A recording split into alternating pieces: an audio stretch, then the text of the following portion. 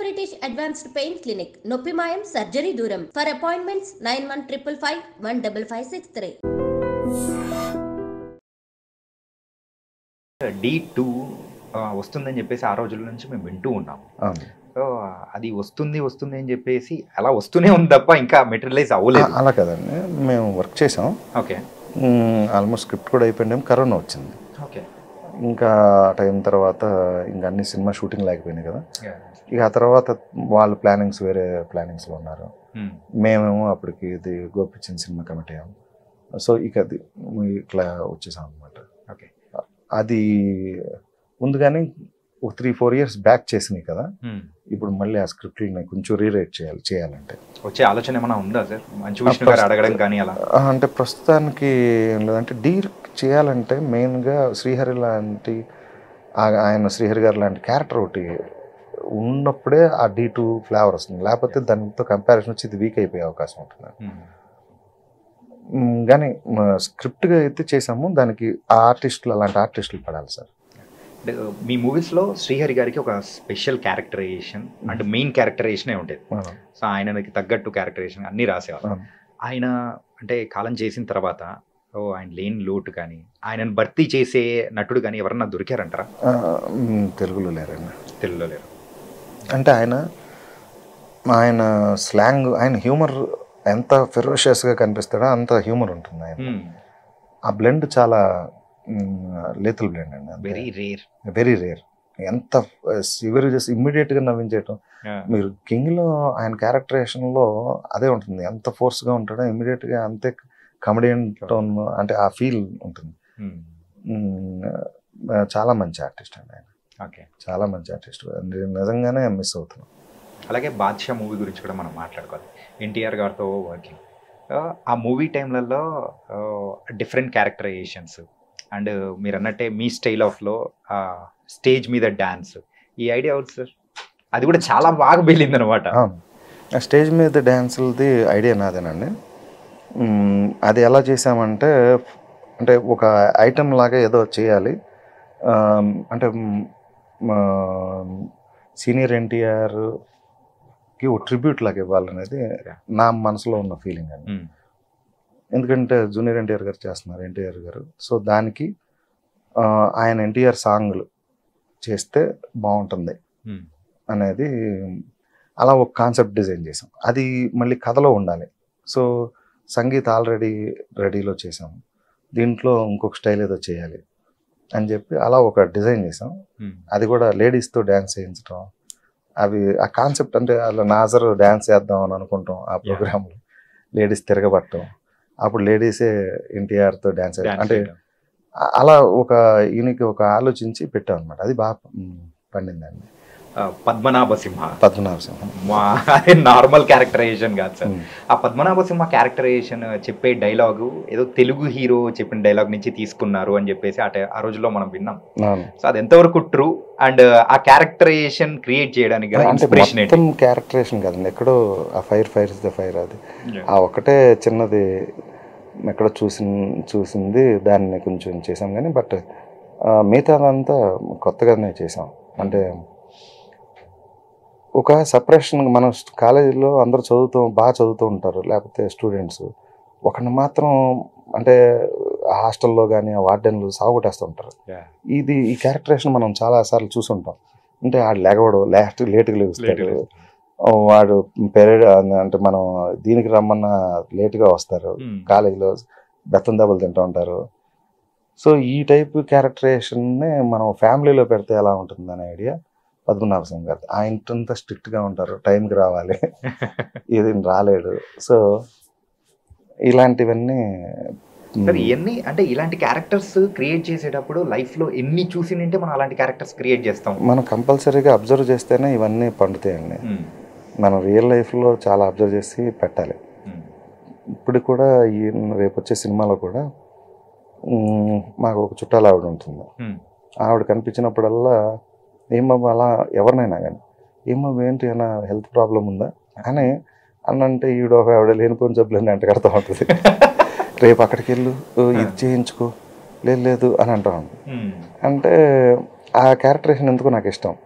అది ఇక్కడ మేల్ సాయి శ్రీనివాస్ గారి క్యారెక్టర్కి పెట్టాను. అలాగా 2-3 క్యారెక్టరైజేషన్ మన లైఫ్లో చూసినాయి. బట్ ఒక ఫ్రెండ్ ఉండేవాడు, అతను మాడితే ఏది మాట్లాడినా నువ్వేంటి నువ్వు చెప్తుంది అలా లేదే, నీ ఎక్స్ప్రెషన్ వేరేలా ఉంది అని, అంటే నొక్కి నొక్కి నువ్వు మాట్లాడుతున్నప్పుడేమో ఇలా ఉంది, కాదరా బాబు నేను ఏదో గొడవలో ఉన్నాను, వదిలేవాడు కాదు. సో అదేదో ఒక పర్టికులర్ క్యారెక్టరేషన్ పట్టుకుని వెన్నెల కిషోర్కి పెట్టాం. ఇప్పుడు వెన్నెల కిషోర్ది తను very particular about particular thing అనమాట. అది మీరు రేపు సినిమా చూస్తారు, అది ఎంజాయ్ చేస్తారు అన్నమాట. అలా మన లైఫ్లో వచ్చే క్యారెక్టర్స్ని మనం పెట్టినప్పుడే అవన్నీ పొందుతూ ఉంటాయి కదా.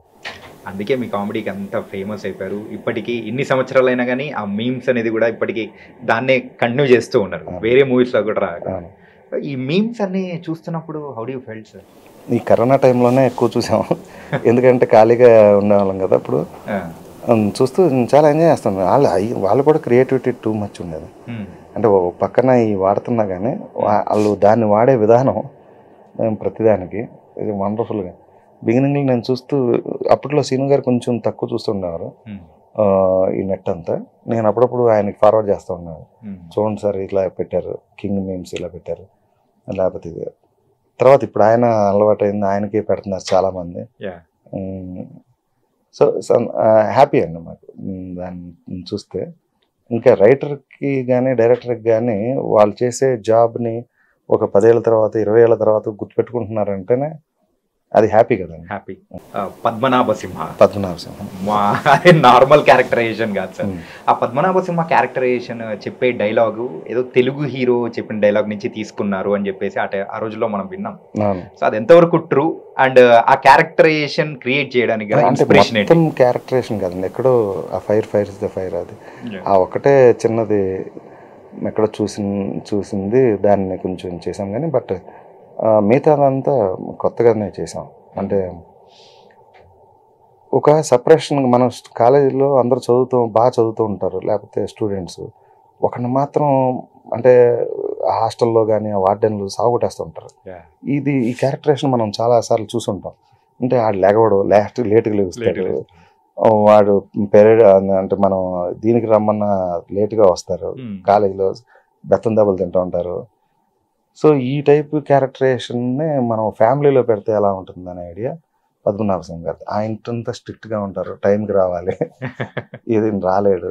సో ఇలాంటివన్నీ ఇవన్నీ అంటే ఇలాంటి క్యారెక్టర్స్ క్రియేట్ చేసేటప్పుడు లైఫ్లో ఎన్ని చూసినంటే మనం అలాంటి క్యారెక్టర్స్ క్రియేట్ చేస్తాం. మనం కంపల్సరీగా అబ్జర్వ్ చేస్తేనే ఇవన్నీ పండుతాయండి. మనం రియల్ లైఫ్లో చాలా అబ్జర్వ్ చేసి పెట్టాలి. ఇప్పుడు కూడా రేపు వచ్చే సినిమాలో కూడా మాకు ఒక చుట్టాలు ఆవిడ ఉంటుంది. ఆవిడ కనిపించినప్పుడల్లా ఏమబ్బా అలా ఎవరినైనా కానీ ఏమబ్బా ఏంటి అన్న హెల్త్ ప్రాబ్లం ఉందా అని అన్నంటే ఈవిడ ఒక ఆవిడ లేనిపోయిన జబ్బులన్నీ అంట కడతా ఉంటుంది. రేపు అక్కడికి వెళ్ళు, ఇది చేయించుకో, లేదు అని అంటా ఉంటుంది. అంటే ఆ క్యారెక్టరేషన్ ఎందుకు నాకు ఇష్టం. అది ఇక్కడ మేల్ సాయి శ్రీనివాస్ గారి క్యారెక్టర్కి పెట్టాను. అలాగా 2-3 క్యారెక్టరైజేషన్ మన లైఫ్లో చూసినాయి. బట్ ఒక ఫ్రెండ్ ఉండేవాడు, అతను మాడితే ఏది మాట్లాడినా నువ్వేంటి నువ్వు చెప్తుంది అలా లేదే, నీ ఎక్స్ప్రెషన్ వేరేలా ఉంది అని, అంటే నొక్కి నొక్కి నువ్వు మాట్లాడుతున్నప్పుడేమో ఇలా ఉంది, కాదరా బాబు నేను ఏదో గొడవలో ఉన్నాను, వదిలేవాడు కాదు. సో అదేదో ఒక పర్టికులర్ క్యారెక్టరేషన్ పట్టుకుని వెన్నెల కిషోర్కి పెట్టాం. ఇప్పుడు వెన్నెల కిషోర్ది తను very particular about particular thing అనమాట. అది మీరు రేపు సినిమా చూస్తారు, అది ఎంజాయ్ చేస్తారు అన్నమాట. అలా మన లైఫ్లో వచ్చే క్యారెక్టర్స్ని మనం పెట్టినప్పుడే అవన్నీ పొందుతూ ఉంటాయి కదా. అందుకే మీ కామెడీకి అంత ఫేమస్ అయిపోయారు. ఇప్పటికీ ఇన్ని సంవత్సరాలైనా కానీ ఆ మీమ్స్ అనేది కూడా ఇప్పటికీ దాన్నే కంటిన్యూ చేస్తూ ఉన్నారు, వేరే మూవీస్లో కూడా రాక. ఈ మీమ్స్ అన్ని చూస్తున్నప్పుడు how do you felt sir? ఈ కరోనా టైంలోనే ఎక్కువ చూసాము, ఎందుకంటే ఖాళీగా ఉండేవాళ్ళం కదా. అప్పుడు చూస్తూ చాలా ఎంజాయ్ చేస్తాం. వాళ్ళు కూడా క్రియేటివిటీ టూ మచ్ ఉండేది. అంటే పక్కన ఈ వాడుతున్నా కానీ వాళ్ళు దాన్ని వాడే విధానం ప్రతిదానికి ఇది వండర్ఫుల్గా. బిగినింగ్లో నేను చూస్తూ, అప్పట్లో సీను గారు కొంచెం తక్కువ చూస్తుండేవారు ఈ నెట్ అంతా. నేను అప్పుడప్పుడు ఆయనకి ఫార్వర్డ్ చేస్తూ ఉన్నాను, చూడండి సార్ ఇలా పెట్టారు, కింగ్ మీమ్స్ ఇలా పెట్టారు, లేకపోతే ఇది. తర్వాత ఇప్పుడు ఆయన అలవాటు అయింది, ఆయనకి పెడుతున్నారు చాలామంది. సో హ్యాపీ అండి మాకు దాన్ని చూస్తే. ఇంకా రైటర్కి కానీ డైరెక్టర్కి కానీ వాళ్ళు చేసే జాబ్ని ఒక 10 ఏళ్ళ తర్వాత 20 ఏళ్ళ తర్వాత గుర్తుపెట్టుకుంటున్నారంటేనే అది హ్యాపీ కదండి. హ్యాపీ.